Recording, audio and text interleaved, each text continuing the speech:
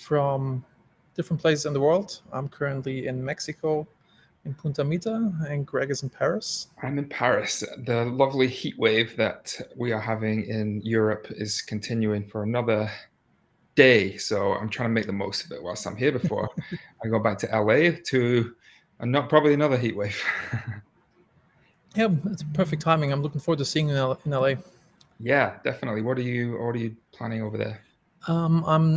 I'm going to a wedding. I'm a best man at a wedding. Still have to work on my speech, and then I'm going to Sub Summit in Dallas, which is a subscription-based conference, which I may meet one or the other Grow member, I guess. Mm. And then maybe I'm going to SaaStr. I haven't fully decided yet if I want to do I'm that. always torn on whether to prepare best man speeches or just let it Wing flow. it.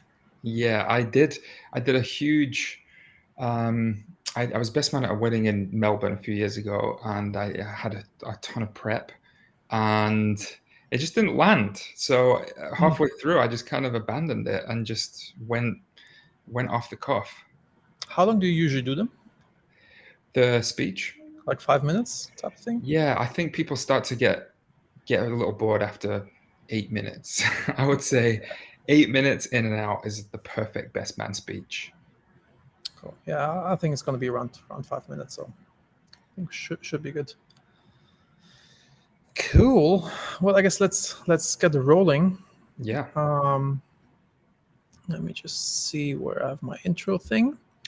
Welcome to another How We Solve episode. I'm really excited to have Greg Ashton here, who is the CEO of Grow, which is the fastest growing community for D2C brands in the world, with tens of thousands of founders, marketers, entrepreneurs.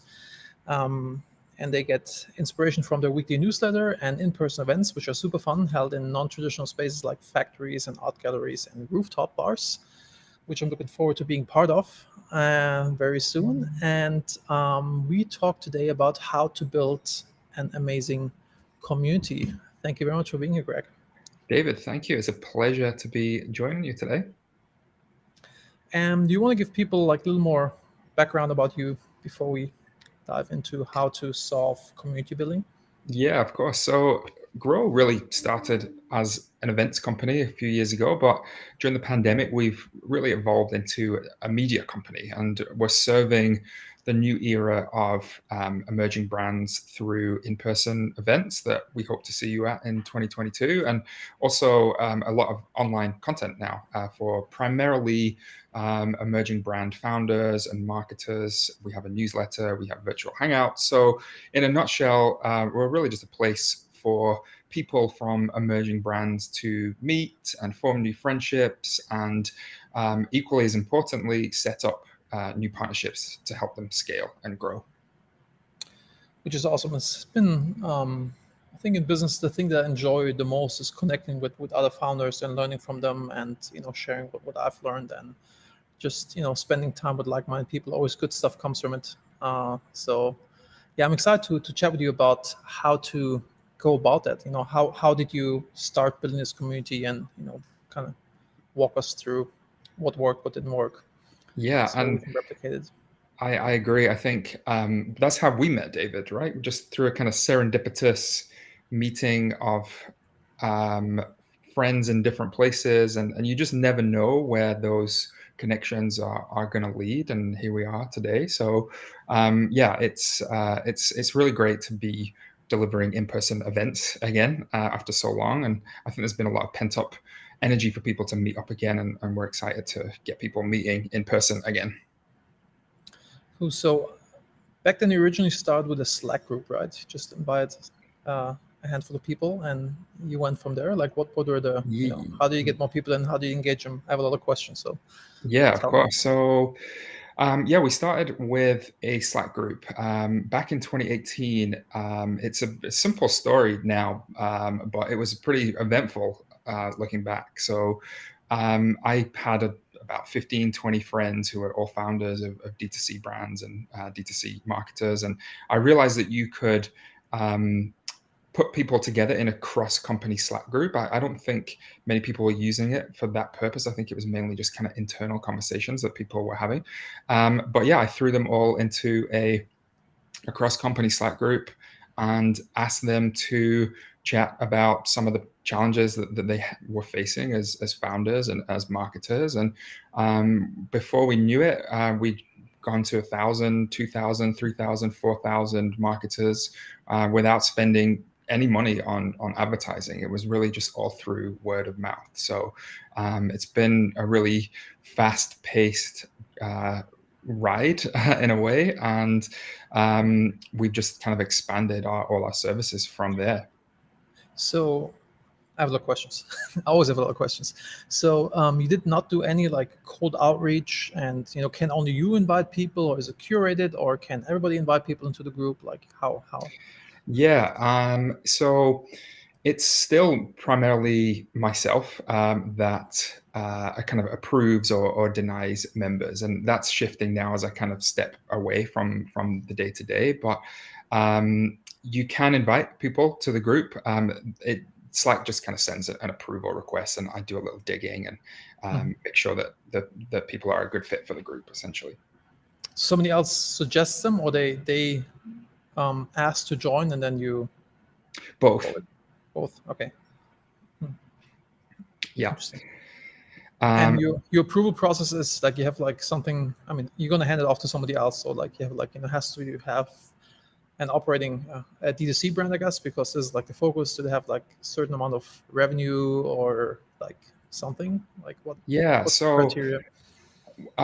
so I've created events for a long time, and one of the problems that I find with most conferences in particular is just a kind of shark tank of vendors and solution providers trying to contact you, and really just kind of sucking the air out of a lot of good conversations that would be taking place if they were not in a group. So the group is kind of completely brand only, solution provider, technology provider free.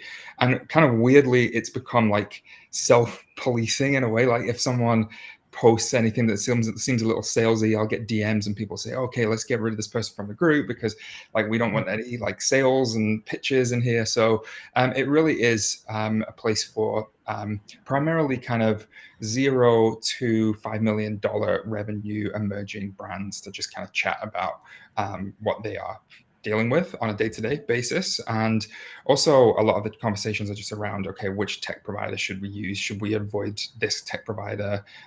Who's had experience in this area, et cetera, et cetera. Mm-hmm. And in the early days when you got started, was it around because you've been doing in-person events, was it around an in-person event and then kind of like, taking these people over into the group? Or I guess like how you said in 2018 you started. Yeah. So thinking in Corona times. So this was like before COVID and then during COVID. So yeah. Yeah, I used to create a big e-commerce event. So I've been in e-commerce for a very long time. And just like every other founder, I realized that the kind of corporate world was not for me. But I had built up a really solid roster of people. And so I decided to kind of transfer all my relationships from my corporate job into Grow. Mm-hmm.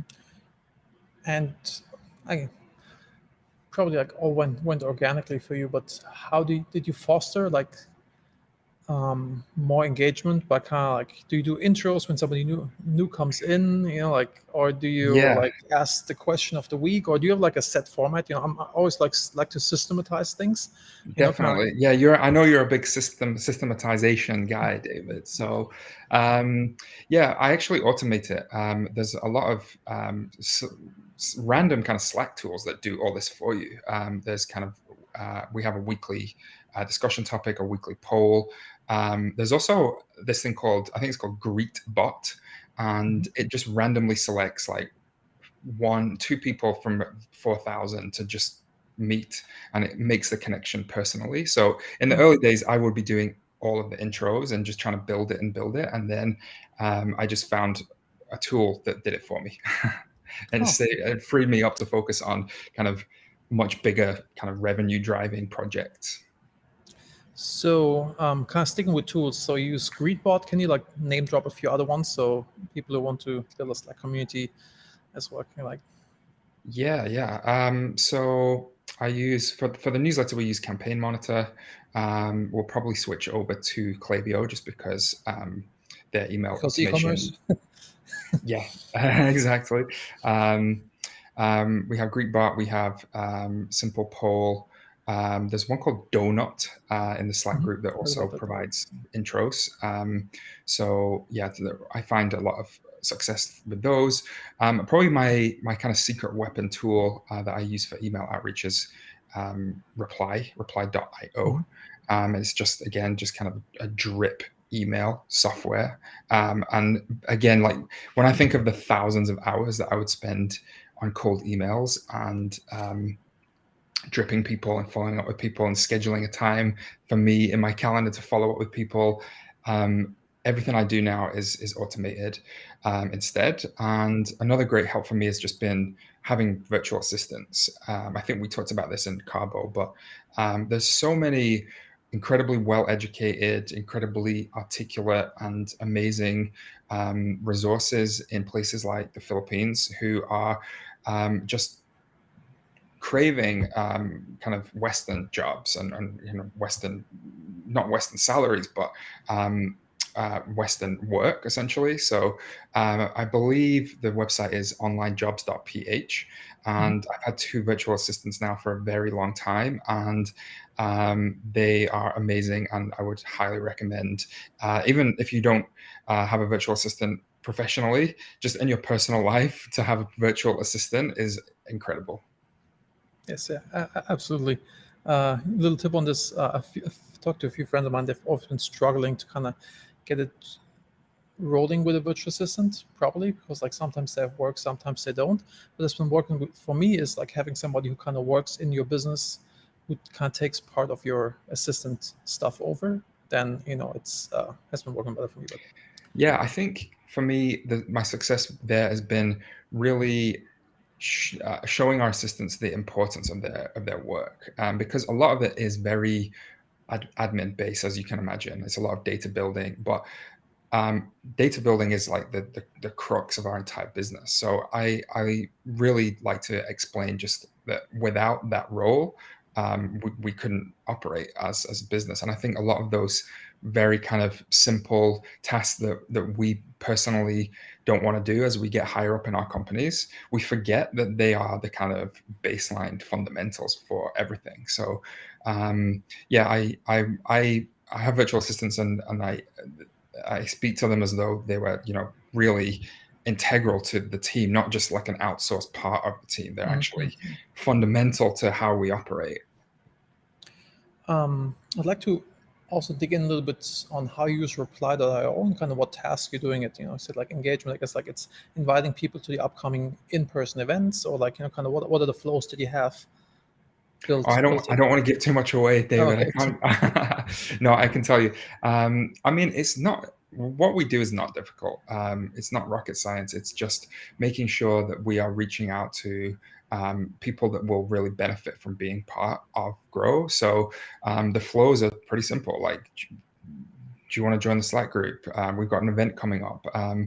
It's I found again from kind of years of emailing people that the simplest emails work. I get hundreds of pitches a week now, and if Most of them suck, not oh, targets. 99.999%, obviously. And I think there's a couple that I've saved recently that have kind of cut through the noise. And they're usually just the ones that just get straight to the point and that don't try to kind of, bullshit me or like try and massage the ego of like a CEO. They're just like, this is something that you should be interested in.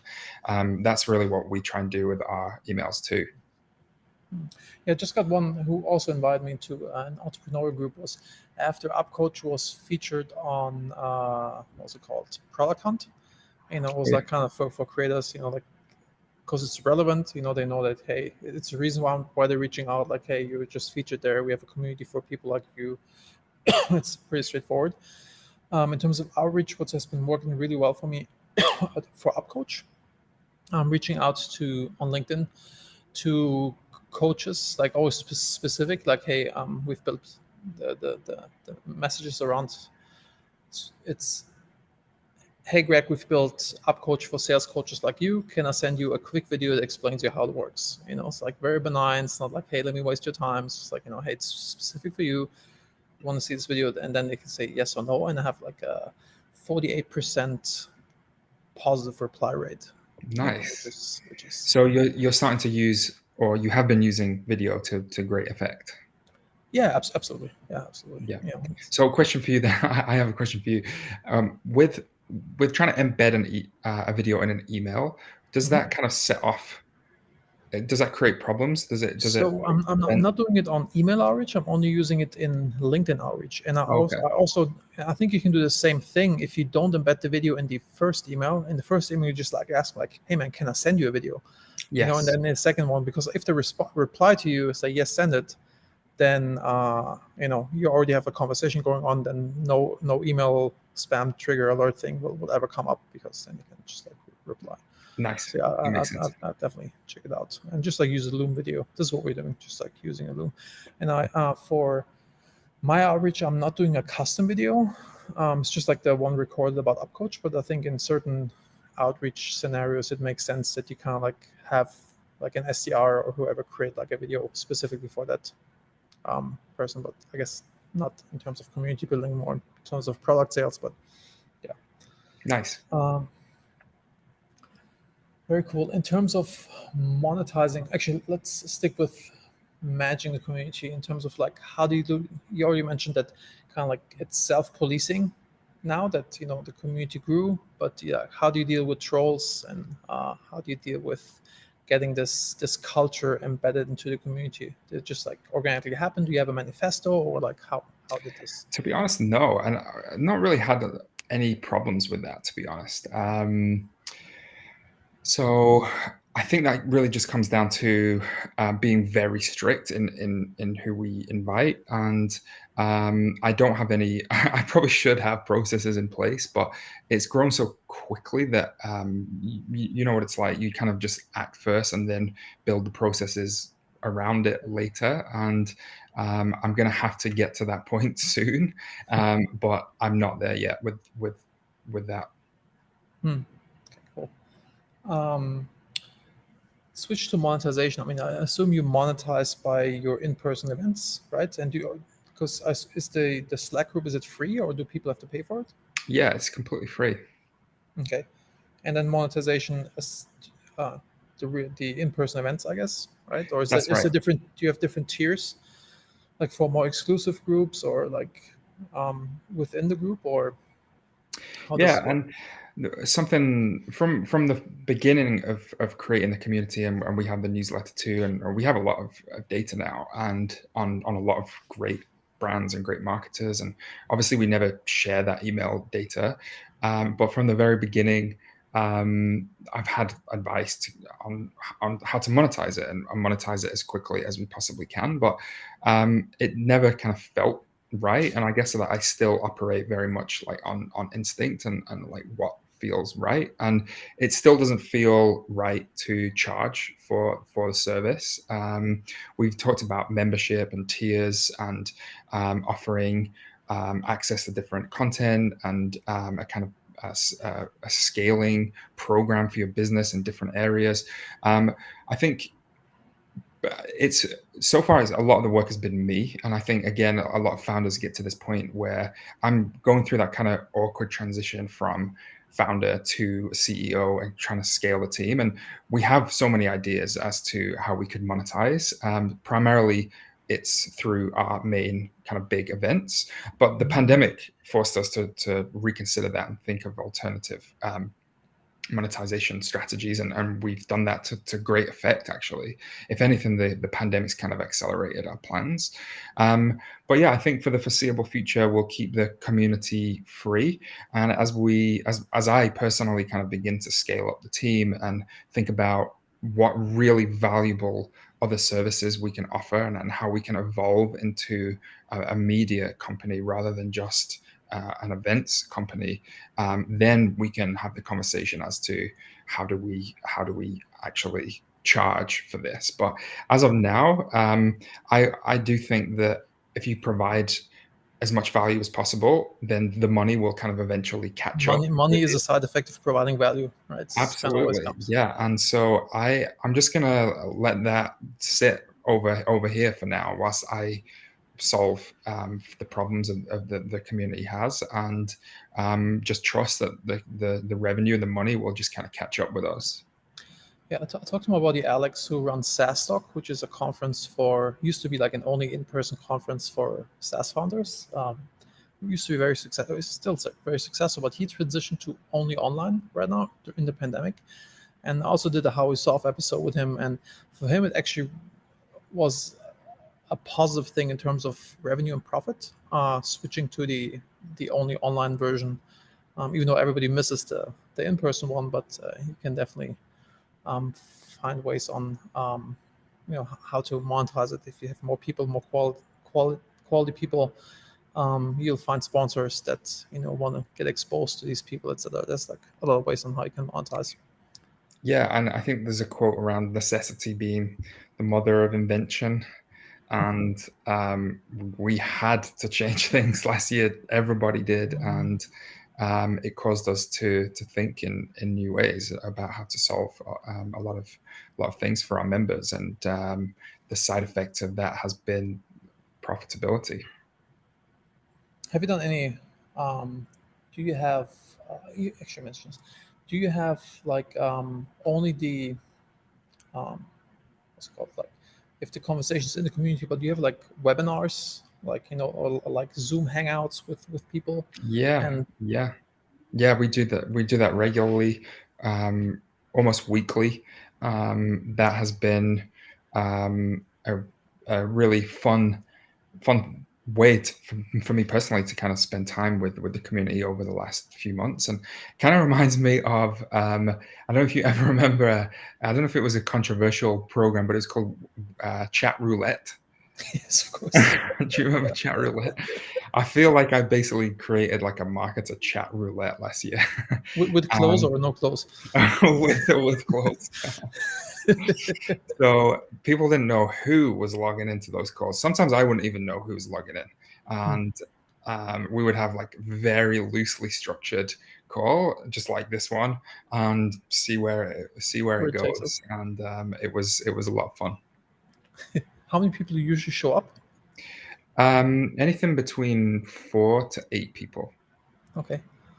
And have you experienced with like having speakers kind of like announce like, hey, XYZ gives a talk on blah, and kind of like bringing this to the community? Yeah, so we've done like big virtual events. We did a Mhm. big virtual event last month where we had actual speakers, and we had like a agenda and a run of show, and that's great. But um, I really wanted to use the pandemic to our advantage in trying to create that kind of serendipity from online. Uh, the same kind of um, chance encounters that you would get in person. And so a very structured conference online is fine. But I just think that it's been a lot more fun to have these kind of unstructured talks.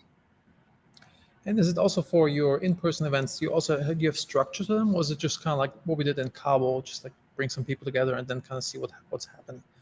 Yeah, there is a lot of structure to the in-person events. And in 2018, for 10 years, I've been creating like very, very structured conferences, and that's awesome. But I think at its core, Grow is a kind of non-traditional conference company. And so we're always looking for new ways to just not feel like you're going to a hotel and you're putting on a name badge and you're in a room with like weird carpet and listening to a bunch of people that might be interesting, but probably aren't. So anything that we can do that's kind of different in any way, we're just like all for it. When you have your next event coming up, when and where, and It's going to be in February in LA. We've hired out this oyster factory. It's like a converted oyster warehouse in downtown LA, and just a beautiful open space with a lot of plants and a lot of just openness, essentially, to again, just kind of meet and get together, and we will have structure. There will be talks. There will be a bar. We'll have all that good stuff. But crucially, we will invite amazing people, and that's what makes an event great. And in terms of thinking about sponsors, like sponsorship packages, because I assume some people that listen here would like to get exposure to, people who run D2C brands, certain people present as well, because like I have a few companies that could definitely be, um, be vendors for your audience. Like how do you share these publicly? You have packages or? Sure. Yeah, of course. We have sample lists of companies, emerging brands. We have demographics of what their revenue breakdown is, how much they're looking to spend. And yeah, of course, anyone can just email me, greg@growbrand.co. Very cool. Yeah, I will email you, or actually you can just email me, some info about sponsorships, because like, for LTV Plus, I think it may make sense to get I'm impressed that you exposure. have my email on there. I did not expect you to show my email. That's great. Thanks, David. Yeah, we're highly. This is all the magician in the back. Like I'm not doing anything. This is, I love it. It's awesome. So can we talk a little bit about the community and just the kind of problem that we saw in the beginning? Yeah, please. Yeah, that'd be great. So, I think the reason that I wanted to talk to you and come on the podcast is to talk about solving the problem of how to build a kind of real community. And I saw a quote on Twitter, I think it was maybe 2 or 3 years ago, but it says that basically every business claims to have a community, but if you're not actually fostering connections between the members, then you basically just have an audience. You don't have a community. So that kind of hit me pretty hard, that mantra. And I think Grow at its core is just a community of marketers. And I think that due to technology and how the world has changed a lot, particularly during the pandemic, and not even before the pandemic, just for our kind of millennial Gen Z generation, I think we're living at a time when most people are kind of lacking that sense of belonging that comes from being part of a true community. And I've seen it over the last couple of weeks. I've been back in Europe, and I've been back in my tiny little hometown. I lived in New York for 8 years, and I think one of my favorite quotes from New York is like, everyone in New York is just someone from a small town just trying to make enough money so that they can go back to living in a small town. And it's a small town that I live in, and I think that most people know each other, and they're kind of interested in each other's lives, and they want to help each other out. And that's not something that we get a lot, especially living in LA, or where I live now, or New York. So that question, and the question that you originally posed to me for this podcast, was just like, how do you build that community? And I think we are really trying to build an truly authentic community that people want to be part of, and that they get value from, and that they tell other people about. And it really just comes down to, in a strange way, it just comes down to like human empathy, and like the understanding of like small towns and small communities, and then just scaling that kind of belief into a much bigger community. Okay, and I guess curation, as we already talked about, but and also you talked about the introductions that you do now automated through these tools. But yeah, how are you facilitating this, or like how do you? Yeah, I think I've thought about this a lot, and my kind of step one would be just kind of get out of the way and just like let your community members talk to each other naturally. And I think that a lot of so-called communities, especially in the kind of tech world, and a lot of sponsors of tech um, events, and just tech companies in general, they have kind of so-called communities that try to force particular conversations or force particular content. But with Grow, I think that you're really just kind of pushing things uphill by prescribing what people should discuss, instead of letting those conversations just kind of happen naturally, and let connections just fall into place organically. And I think just in the Slack group in particular, people kind of talk daily about challenges that they're facing, and they're just asking really human questions like who is going through this as well. And the results to me are always just surprising in that everyone is the same and everyone is just kind of dealing with the same challenges, like not just professionally but personally too. And there's been great friends formed through Grow, and everyone's the same. We've obviously created amazing collaborations between people, and just almost like I've got a little like petri dish here for forming relationships and collaborations. And marketers are in particular really kind of helping each other out right now as well. I think during the pandemic, this new generation of marketers and emerging brands, they're just a lot kind of less secretive than maybe the previous era, and they're much more open to sharing ideas and resources. And so we've just been able to kind of conduct that electricity in a way. It's like it was already there, and we just provided a way for people to connect organically. Yeah, I mean, as when we were in Cabo, I think we didn't really talk about business at all. It was like just more about personal stuff, life, etc. And kind of like I think this is also in business. This is how you build this trust, and then this is the important thing that you have to kind of like have as a foundation before you do any type of business. That this trust and interpersonal relationship is created, before anything else happens, right? Definitely, yeah. And um, I'm a big believer in that as well. And I even to this day, I don't think you and I have really spoke that much. This is probably the most in-depth conversation about our businesses we've had so far.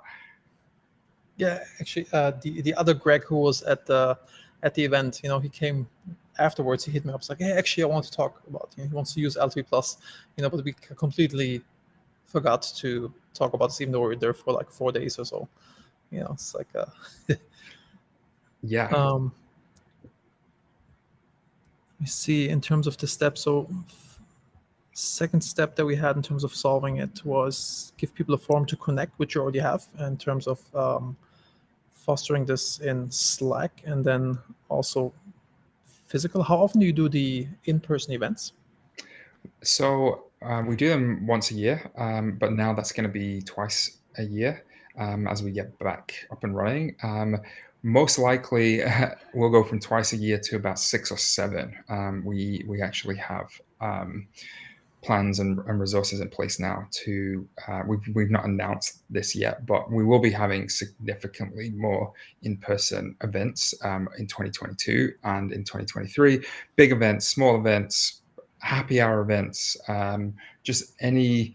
The only kind of requirement is that we keep people connected physically throughout the year, and it doesn't have to just be a kind of annual occasion anymore. Grow used to just be an annual occasion, but now we've realized, and again, the pandemic's just kind of confirmed this, that we can do this much more regularly. Kind of bring back SaaS Talk. My buddy Alex, he has these local events. He has like SaaS Talk Ljubljana for Slovenia and SaaS Talk LATAM and etc. So he has like these local versions of his conference, just like small scale still, and he has like these ambassadors who are running those. Is this like a model that you'll also facilitate in different locations, or you still kind of focus on? I think you've been always doing LA and New York. Is this going to be the focus of Yeah, I think still LA and New York, just because that's where our team kind of spends most of our time.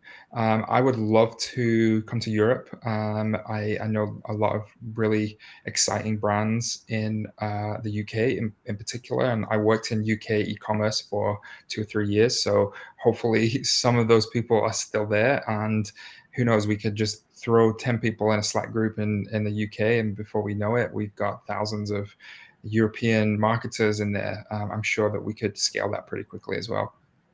Yes, be awesome. So I don't have to fly over to the States all the time. It's like, you can also come to Turkey. Like first event in Bodrum, Turkey. Yeah, I'll I'm help hearing good organize. things about Bodrum. I'm hearing very good things. Hope you're coming over soon. So step 3 was give people a place to year-round connect, which is Yeah. Slack.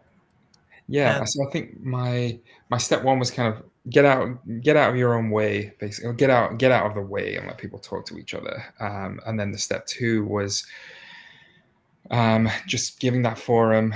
Like we said, like in the past, that forum is literally a forum, like a village square, or it's a physical marketplace where people kind of visit each other and talk about the past and think about the present, and then also what they're going to be doing in the future. And I think building a community today is pretty much exactly the same concept, but we just have these amazing tools, like, tech tools to augment that very human inclination of coming together and finding things in common with other people. just random question: How's your? Do you have like different chat? I guess you have a bunch of standard channels, like a general, a SEO, a PPC, and a blast. Like, Yeah, we have a lot of channels: paid social, we have a recruitment channel, we have influencer, yeah, pretty much. We have a kind of closed funding channel as well, which I'm personally trying to build out, a kind of way for a lot of these emerging brands to kind of access capital, and we have a lot of great connections within the Grow community too that want to provide capital to these fast growing brands. So trying to create a forum for that kind of connection as well. and kind of going back to the personal connections that people kind of like share in-person stuff. For example, in EO forum, you kind of like you talk about personal stuff as well. Do you have like a certain channel for this, or is this usually just like happening in small private groups, or do you? Yeah, I think, yeah, I kind of toyed with the idea of a few channels that were just like not marketing Like related. personal development type of stuff, or Yeah, we had the thinking behind that was um, a kind of young marketer. She moved to New York and she didn't know anybody, and she was recommended Grow by a friend, and her testimony was really a great testimonial to get. It was like it changed her whole life being in this group, because she had really in-depth conversations, and she made friends through Grow that she kind of built her New York experience on it.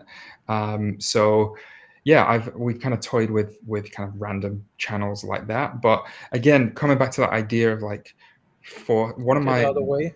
yeah, one of my like things that I dislike the most is like forced fun and like forced connections. Be And happy now.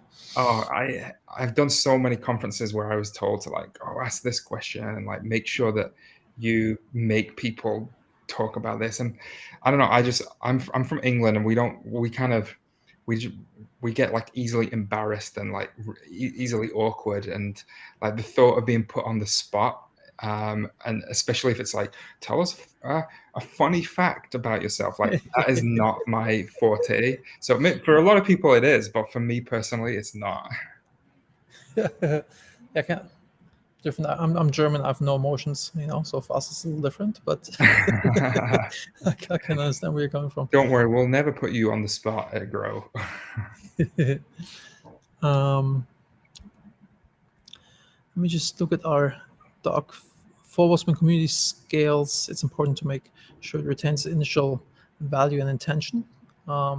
Yeah, I think this was kind of an afterthought when I was thinking of steps to build a community. I realized that as now that Grow is scaling so rapidly, it's important for us to kind of retain that initial draw and initial value and initial intention of connecting the best people with the best people. And we already touched on it, but we're still being very selective with who we Who actually comes in? get into the community, and we think about which growth marketer is truly like the best in the world on this particular topic, and we will ask that person to run a masterclass, or who has a particularly strong opinion that doesn't potentially match everybody else's opinions on how you should go about your next influencer marketing campaign. And you would be surprised that there are actually some like very diverse opinions in marketing, and there's a lot of like major failures that go with every kind of success story, and we always like to highlight those stories as well. And I think overall, just making sure through your community that you're really adding value as you scale, and it's much easier said than done. Done. I think I struggle with that. And maybe, I guess, I'm always like a systematized freak, fanatic. I think having a manifesto could maybe help, or having like clearly communicated mission, vision, values of the organization. So, everybody can point everybody else out like, hey, this is not in line with like how we do things here, to, make the self-policing even easier for the group. Yeah, and funnily enough, you mentioned that our next hire is a community manager, and that is literally in the job description that I put together this morning. Oh, very cool. So if you're looking to manage a community at Grow D2C brands, if this is your thing, hit up Greg. And how can people find you, find the community? Where can they apply? Give us some. Yes, our website is growbrand.co. There's a page there to apply to our next event, which is Grow Los Angeles in February 2022. You can message me personally as well. I'll always reply. The website is actually growbrand.co. We've done a bit of a rebrand during the pandemic. We no longer use grow.co. So I just noticed that down at the bottom of the page. But yes, growbrand.co. Cool. And then last but not least, a how-to question. How do you promote your community? How to promote your community. I think, as we said, as a community leader, you just get out of the way and let your members talk to each other. And I think that word of mouth is by far the easiest and cheapest way to promote anything. And it's a real litmus test of whether you're building a community that's any good in the first place. And as I mentioned earlier, I think a lot of so-called communities try to force particular conversations or force particular content, but you're definitely pushing things uphill by doing that instead of just letting those conversations and connections just fall into place or organically. Step 2, we talked about it, give people that forum to meet and connect, whether it's online or whether it's physically. In our case, the Slack group, the newsletter, the Hangouts, the in-person events. We have also a new kind of Ready, Set, Scale masterclass program launching very soon, where we're just going to deep dive into email marketing and basically just give everyone the tools that they need to become badass email marketers based on hundreds of conversations that we've had over the past couple of years.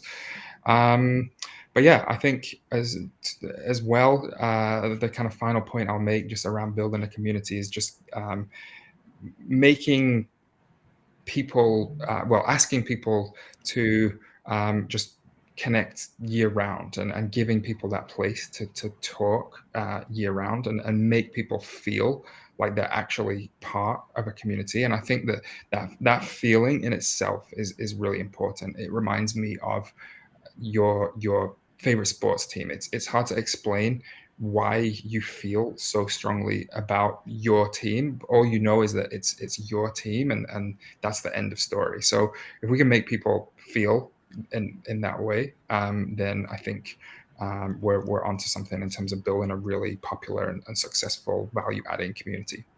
It's time for Grow brand jerseys, I guess. Definitely. We already have them, I think. Awesome. Well, great. Thank you very much for being on the show. Yeah, I learned a thanks, lot. David. Want to build a community as well for people who have companies with over 100 employees, just like from a personal need, because I like to exchange thoughts with people who are kind of going through the same problems that I'm facing. For those of you who are into D2C, check out growbrand.co and show up to the Grow LA event on Thursday, the February 24th. And if you want to reach out to Greg, if you want to become apply for the community manager role, it's greg@growbrands.co. Oh yeah, we would love some applications. Actually, I can use the podcast as a recruitment channel here. If you want to join Grow, let me know. Awesome. Amazing. Thank you Thanks, very David. much. I really appreciate your time and love the podcast and love everything that you're doing and look forward to seeing you in LA See in you a in few LA. weeks. Awesome, man. Sounds good. All right, bye. Thank you.